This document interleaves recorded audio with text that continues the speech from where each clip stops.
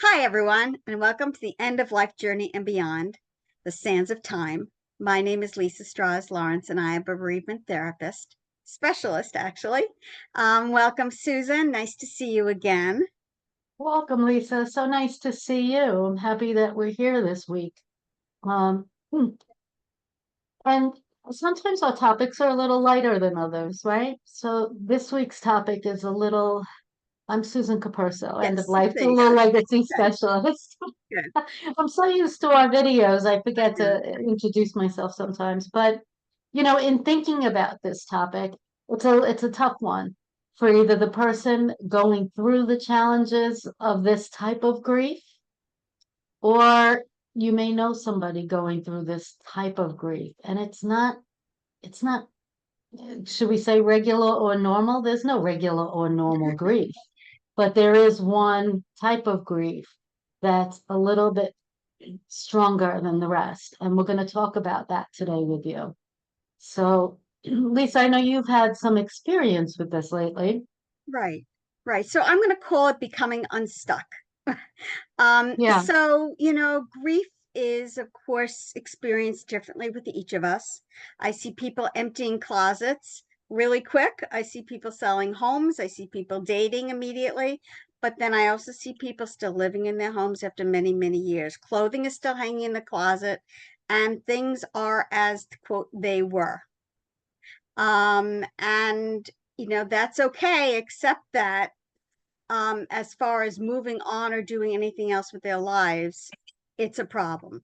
It's definitely a problem. Grief has taken over so much of their lives that they can't see a life after So this. I want to interject for 1 minute because I thought of two things when you said that just now, and I'm relating them to ourselves and some of the grief that we went through. Well, there's still a box of clothes of my husband's he collected Harley Davidson shirts. Okay. And there's still a box of just those shirts. My boys don't want to wear them today, but okay. So that has been a really hard thing for me. That's still there. We're not talking about that type of grief though. That That's can right. still happen. That's right. And then I think of you, Lisa, and I think of what you went through with your own mom and your grandma and having that shrine, you know, and having the shrine is a little bit more because it was a whole big room, the way you've described it in previous videos. That's a little more than having this box of t-shirts. Um, but we're still talking about a higher level complicated grief today. So I didn't mean to interrupt, but I That's wanted to okay. just clarify that. It's functioning. So it's not only on the emotional level because you can't function well, but it's on the physical level and caring for yourself. It's also on any level of trying to feel like you have a life. You don't have a life. You don't see a future. You don't see anything in front of you. You can't imagine anything, and you're stuck. You're stuck in this grief mode. We all feel grief. I mean, every anniversary, every birthday, we're reminded of so many things that happen in our lives, the memories that we have, we're reminded of them, but we don't live there. We don't sit with that. That's not where we stay. Minute of every day, to clarify. That's right. That's right. We're That's talking right. about being stuck in that every minute of every day and not Right. allowing other things into your life. Correct. That's exactly what I'm talking about. And it's very hard. It's very hard for those who love the people who are going through this. It's very hard for us to watch them and see them and what to say to them and what to do for them because they won't move. They just are stuck. They're stuck. And they don't Uh, see a life at all ahead of them. They don't see anything else. And I have explained, listen, the logic is they're not here anymore. We are. We have a life. They don't have a life anymore. They would want us to live. I mean, all that is very logical, but the emotional is I don't have anything to live for anymore. My life has changed. And by the way, change in of itself is really hard for people anyway. Okay. Now you're talking about forced change, okay, which, whether the person was sick or whether the person just died, the person's gone. And that is an immediate change in your life. So now you got to react to that change and you got to deal with it. People don't even like moving. They don't like, going to a new place. They don't like changing jobs. Now you're really talking about change. You're talking about a whole new life. So this is a problem. And if you Yeah. look back at people's lives, not everybody is adaptable. Not everybody's flexible. Not everybody realizes that life is a bunch of continuous changes. There you are. That life has to continue in some way. Um, it won't be the same. We all know that. We all understand nothing will ever be the same. We're not trying for it to be the same. We're not imitating the same. Nothing is ever the same. But what we're saying is there's got to be a way of moving in some way so that you continue to have a life. And when you're stuck, you absolutely have no life. Your Let's relationships are with different. Hmm? let's start with because we understand what that means. We do. But if you're listening today, you might not understand those boundary lines of what do you mean? I was stuck when my husband died. I was stuck when my mother died. But let's talk about some of the deeper things that you're going through. What are some of those signs and symptoms? Okay. The idea that there's no reason to live anymore. It crosses people's minds. People don't want to talk about it, but the truth is that you just don't see a life anymore. You don't Yeah, see and it. I see that especially with spouses, Yes. right? Because you're with somebody for so long. Imagine being with a partner for 60, 70 years. They're your right hand, you're their left. And maybe not everybody has big circles of friends, right? So maybe it was just them all the time. They shop together, they watch TV together, then you have dinners together, right? So, yeah, if they're not here anymore, why do I want to be here? That's right. But That's that, right. but that's one of the signs of this complicated getting stuck grief that we're talking about. It is. It is. Not being able to take care of yourself, really, and that's feeding yourself. That's maybe medications. That's a lot of you know having to be there for yourself, and you're There's a not lot because you can't encompassed. be. You can't be there for you. There's a lot encompassed about not taking care of yourself. And we're not talking about going out for walks or going to the gym. Right. We're talking about when you just don't want to shower anymore. Right. We're talking about when you take daily medications and You're you not. just you don't Don't want feel to like take, it. Don't feel like it. That's right. right. Right.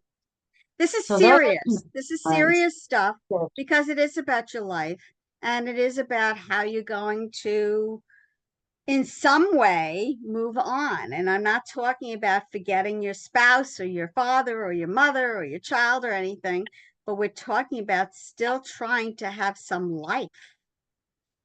And In it's, order, in Mhm. order to live every day and in order to move forward with just such tiny baby steps, you have to learn to release. I think of the words release, surrender, let go, just a little bit. Nobody's asking you to let go Right. of the last 60, 70 years if you've been with somebody. Right. Nobody's asking you to let that go. That's what made up your life and your family and your story and your history. Nobody's asking you to let that go, but just to try and know that there's a difference. So we could be talking to two different people today, Lisa. We could Yes. be talking to the person who's feeling like they don't want to wake up tomorrow morning.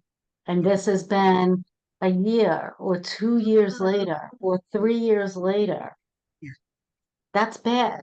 That's It's serious. bad. We know You're it's in trouble. serious. You're in trouble. So we could be talking to you, or we could be talking to somebody who knows this person. That's right. That's right. So what are some of the things you think that you can do if you have a friend in that situation, Lisa? If you're the person who knows this person? It's very challenging because they may listen and hear what you say, but that doesn't mean that that's what they're going to do. So they may say, oh, yes, you're right. Or they may say, okay. Or they may say no. There's a lot of responses, but it's very frustrating because they never see, they're so afraid. So, not only change, but a whole new existence. It's so Fear, scary. It's so fear. fear just takes over. And I'll tell you something else that is deep. And that is, what if I can find some happiness without my loved one, does that mean I didn't love them enough? Does that mean that now they're gone from my life and my memory and all? And it doesn't, but illogically and emotionally, that's how you might feel. I don't deserve to have, more fun or more time or more happiness because they're not here anymore with me. And that's an illogical but common feeling. So you got that. So, the advice, The fear there, Lisa, the fear is fear of loneliness, the fear of this feeling that I have right now, this overwhelming sadness is never going to lift, never going to lift. And when you say that to yourself 100 times a day, it won't lift. that's right. That's It right. won't. It may be fear of finances. Maybe your whole financial situation just changed. Yep, absolutely. And now you have to look at all the situations and all the choices that you have.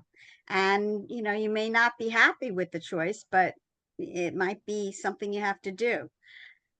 For me, it's the small, So we're not talking about, Lisa, the first 6 months of a that's right. loss. That's right. We're not. We're not even talking about the first year. Uh, let's give them a year. But it's when it continuously gets worse That's instead of heading towards a little bit of positivity. When you're watching it go down a hill right. that's getting worse and spiraling, I Correct. think. Correct. Right? Correct. Correct. I think an important step is an objective party. I really do.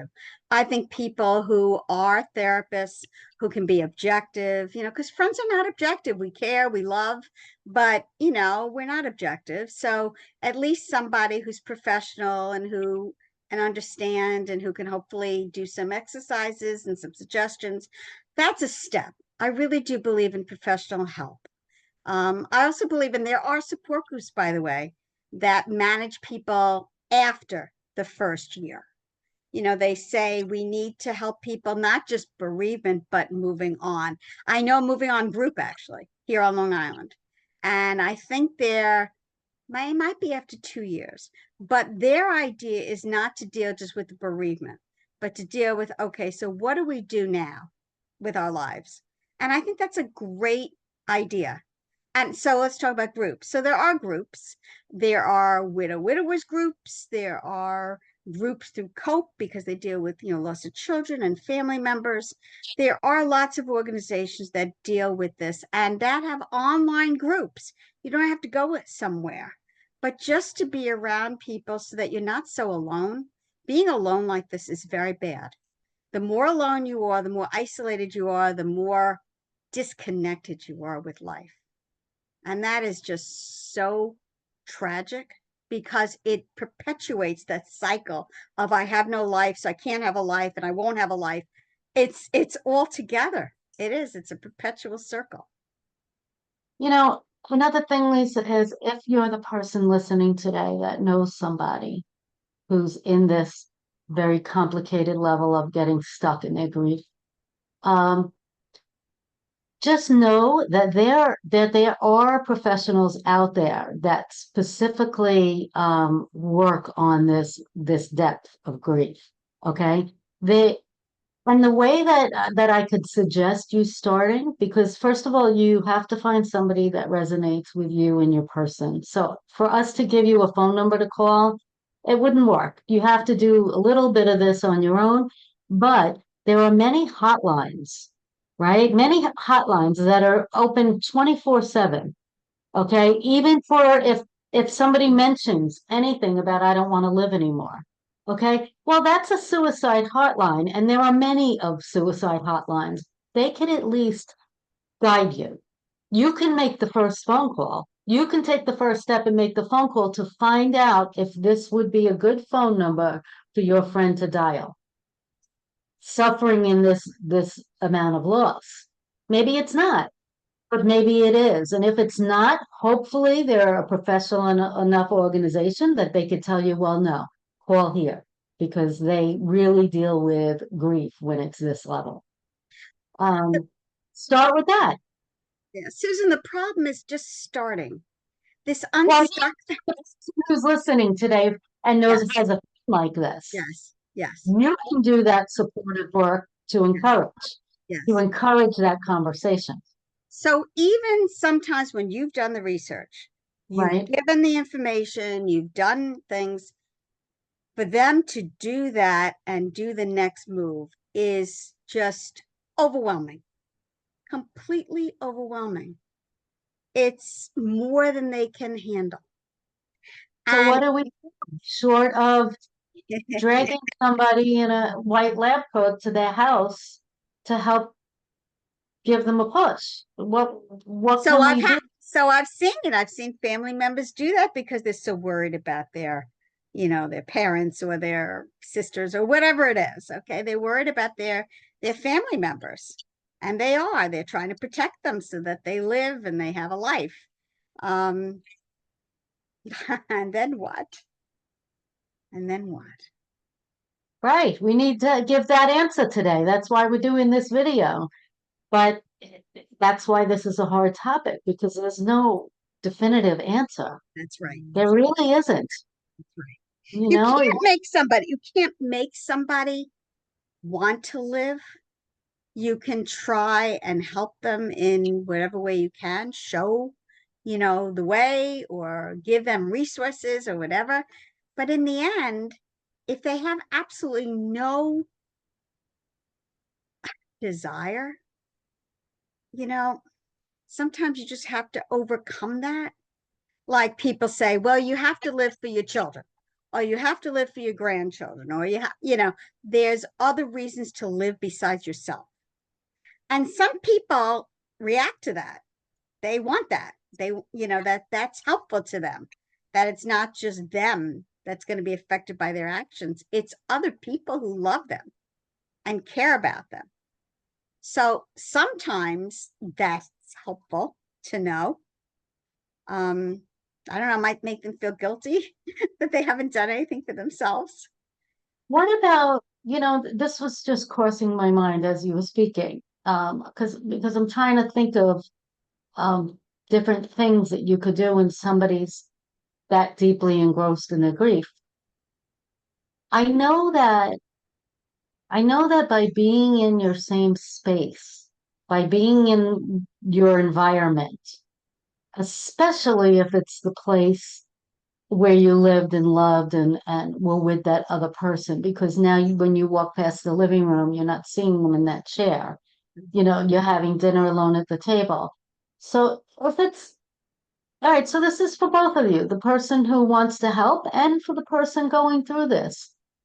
Try and step out of the space, all right, or help them step out of the space. That might be something as simply as walking to the mailbox or setting up a couple chairs outside and just sitting in the sun, for 15 minutes and talking there versus in the living room on the couch.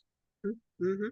I'll keep that kind of thing in mind, because I know even with depression and I know with other ailments, when you take somebody out of their space, it helps you breathe just a little lighter. It helps you think a little differently because you're seeing different things, whether it be a tree or a bush or whatever. They may not want to get in the car and you may not want to go to a park. No, you're not forcing me to get in the car and go to a park. I'm not doing it.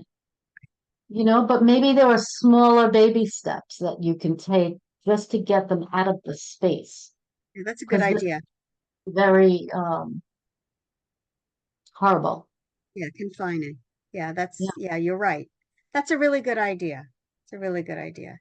Um, and of course, reaching out. So letting people in, not easy. hopefully you're surrounded by some family or some friends who care about you, who at this point are feeling a little frustrated, a little angry, a little, it's like, okay, I've been there for you. I've been doing this. I've been trying and I'm still not getting anywhere. There's So nothing I can do. And you find that with men. I think women can be a little bit more patient sometimes, and I can see that happening more with men having less patience and saying, okay, fine. You want to but be alone? Be alone. it's so beyond patience where you have made suggestions, where you've tried to do some, ideas about things and they fall on very deaf ears. And so how do you make somebody do something? How do you make somebody move when they don't want to move? So what's our job? What's our role as a friend or as a family member? So how much do we stand by and watch this process? I call it self-destruction. I do, because that person really has no more desire to have a life for themselves. And how do you create that desire in somebody when they And don't? this we're talking about after you've tried your list of feel good things. That's right. Always try your list of feel good things, whether it be incorporating a type of music that they love, or bringing over some of their favorites, or hooking them up with Audible so that they can listen to some positive and, some good grieving books. Um, They don't even, here's the thing, they don't even want to do that. yeah. You see, so part of them just doesn't want to deal with it. That's it. I don't want to deal with this. I'm not going to deal with this. And that's it. And it's very hard, especially for those who care about that person and love that person and say, hey, you know, um, what am I going to, how am I going to help you? So let And me ask you this, Lisa, because the closest I've had to something like that, and it wasn't even a client, it was my mother-in-law. mm, Okay. And it was my husband's stepdad, but she didn't want to do it without him. She was his princess. yeah, If she said at 10 o'clock at night, I want chocolate ice cream, even though the store was 10 miles away from their house upstate New York, he'd get in his car and go. yeah, yeah. Love that they had was really incredible. Okay. But even her, which, I was more of a empathetic and listening ear, and you let people talk. You let people talk and vent. But even that was the strongest that I've seen. And even that didn't get to the point of they just didn't want to be here anymore. She got up and showered. She still cooked for herself. She would still go out to the grocery store. So she wasn't at that point.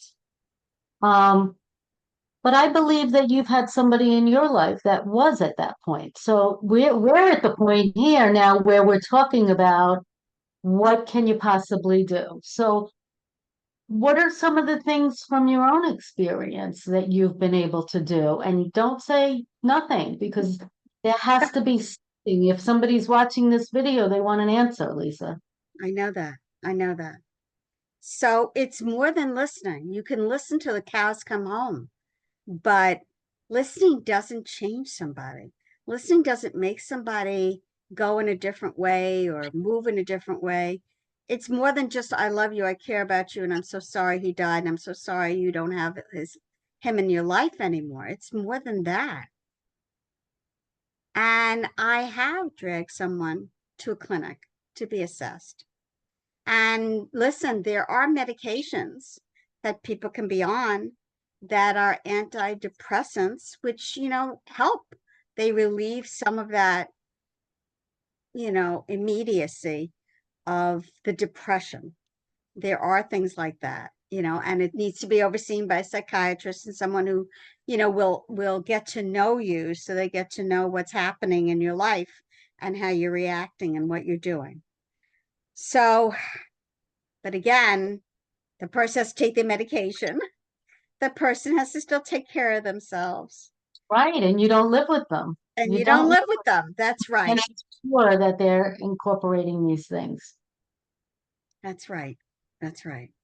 And even if you have somebody for a little while, because Medicare covers a little bit, when that person leaves and is not taking care of that person anymore, it's back to that individual now to take care of their life again. And they Right. don't, if they don't have the wherewithal to do that, this is a very depressing situation. Very upsetting, obviously, for the friend or the relative who cares and is worried, and upsetting for the person because they're stuck. That's what it is. They are stuck. And becoming unstuck is the whole title of this. I don't have the answers. I know that there are these small steps, like you mentioned, in meditation and yoga and things like that, but it still has to come from the person. And Yeah. that person deep inside them, they can't see a life for themselves. They can't Yeah. see a way forward. And remember that Lisa and I are not medical We are individuals. not. We are not. But I want to say that before I make this statement. So I've had a family filled with addiction. Okay. I don't know how I came out of that alive, but I'm proud of that. And some people are really afraid when they hear medications.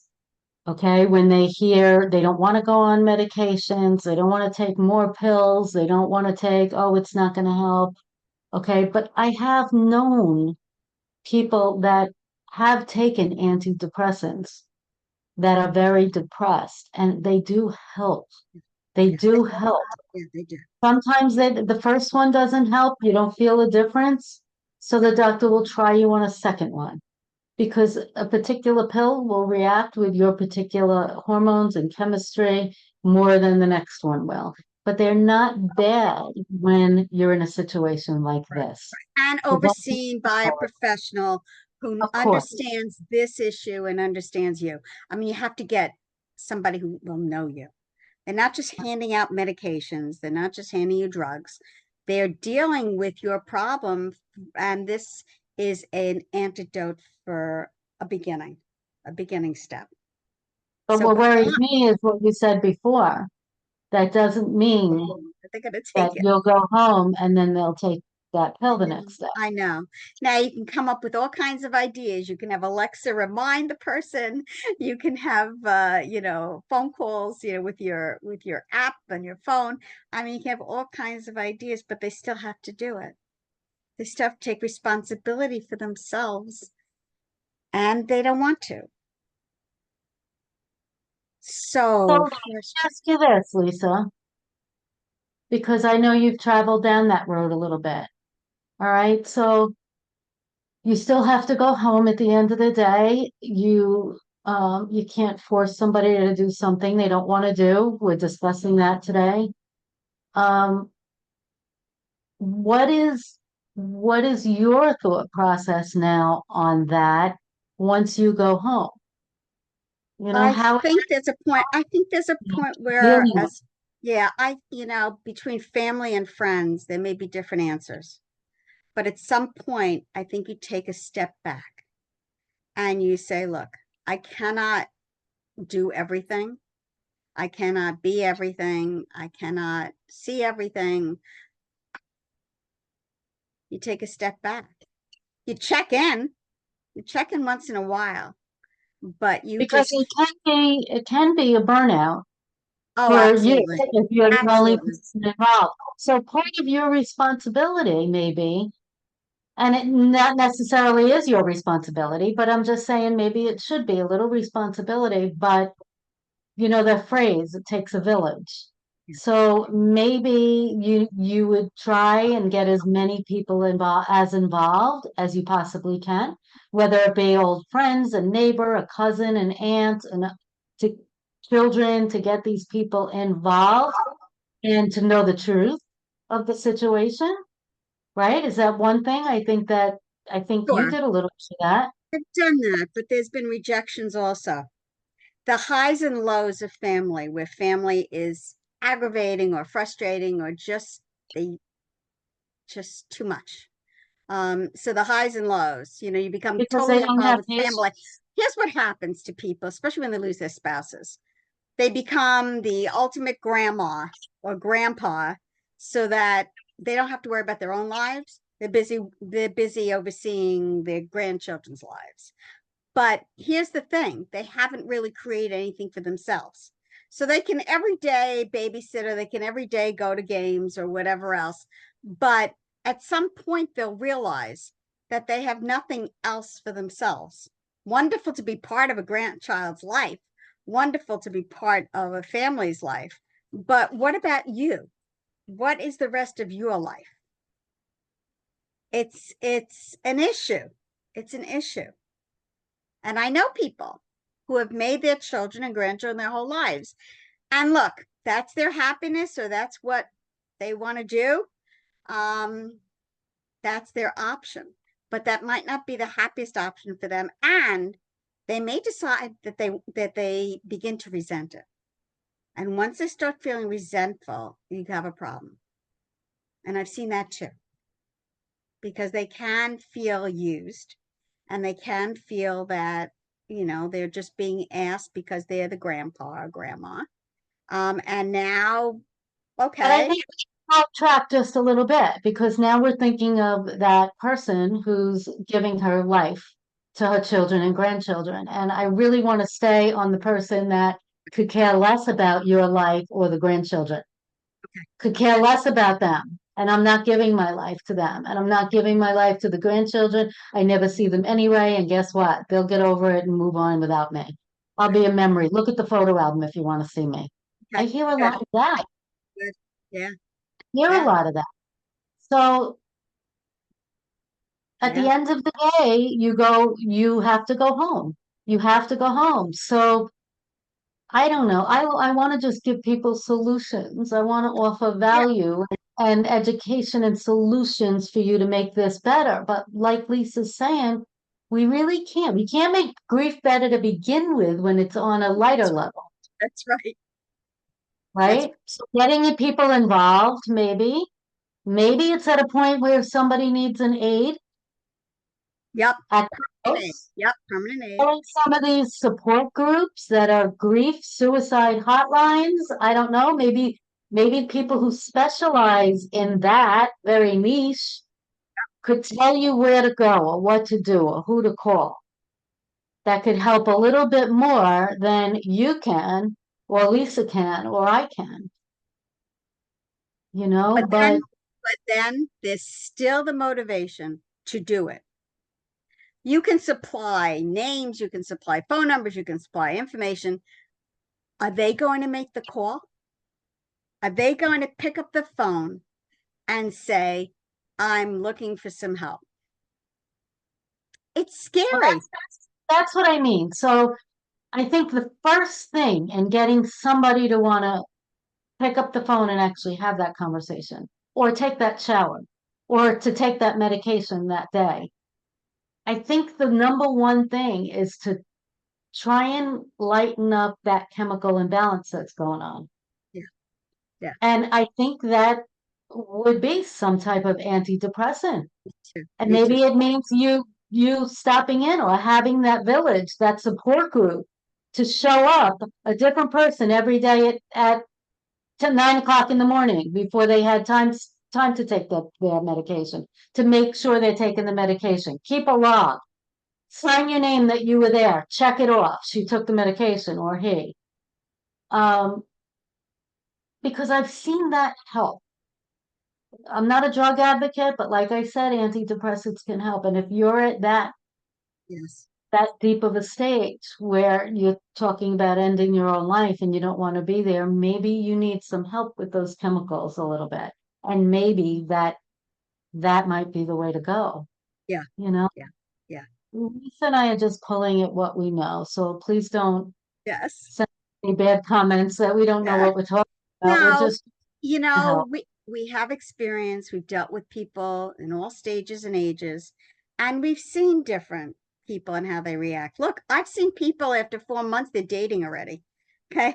I've heard people selling their homes. You're not even supposed to do anything big until after a year. And they're selling their homes, they're moving out, they're doing all, and that's how they cope. That's actually how they best deal with That's right. this horrible situation. But then you have this, To which the other is extreme. the other extreme, and so complicated and so very scary. You want them to want to live. You want them to feel that there is a life ahead. You want them to believe that there are important things that still lay ahead for them. Their life is not over. It is not over. But they, in their heart of hearts, can't seem to get to that place. And Now, it's just let me ask you this question. And maybe I shouldn't be asking this in this video, but I'm going to ask it anyway.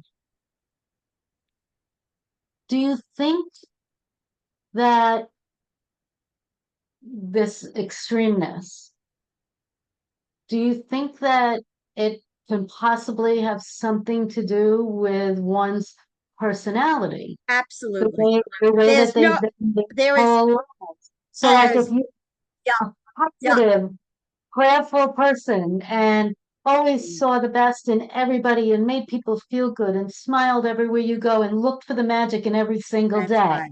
That's right. you might not get to that wanting to leave the earth. Correct. Okay. Correct. Or if you were maybe more of a depressed person during Yes. your life Yes. and maybe a little bitter about, and I'm not judging because we've all had things in our past. Maybe you've had a lot of trauma. Maybe you've had a lot of difficulties in your life and you're just angry with life in general. And now something like this happens. And let's go beyond that. And you are absolutely right. And let's go beyond that. What about, Should raise that because I don't want to make light of it if the person that's in that deep dark stage managed to find us on YouTube and hit play. I don't want them to think, oh, it's just the deep dark person that will feel this way because I know that that's not true. But I'm just throwing some ideas and thoughts out there. And could that affect you a little bit more? absolutely. And I'll tell you what else affects it. If the relationship was very close and very dependent, well, wait a minute. Maybe, as a couple, you functioned great, but as individuals, you really didn't.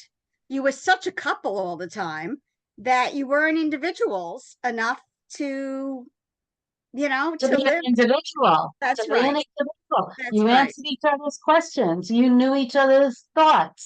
You watched the same things. You ate the same things. You know how they say after being with somebody for so long, you start to look like one another, That's right. That's right. right? So, yeah, that is a really good point because now you don't know how to be. That's right. You knew how to be a part of a couple. That's right. So now you Now have to you go back to maybe when you were 17 or 18 years and old now, right, and create yourself. yourself. You can't remember that. I don't remember a lot of that. And I didn't like some of those years when I was a teenager. Let me tell And you maybe how those were the years of your trauma. Now, let me tell You you know, how scary it is to go dating again after I would say the first time I dated was, back in high school. And then the last time I dated was, in college. And so when he died, and I'm 55 years old, I'm looking at dating again. That is really scary. But after 2 years, I was really ready. And that's my personal situation. Not everybody is, but and you're a not positive person. But you're a positive person. But this is the the, point of this video.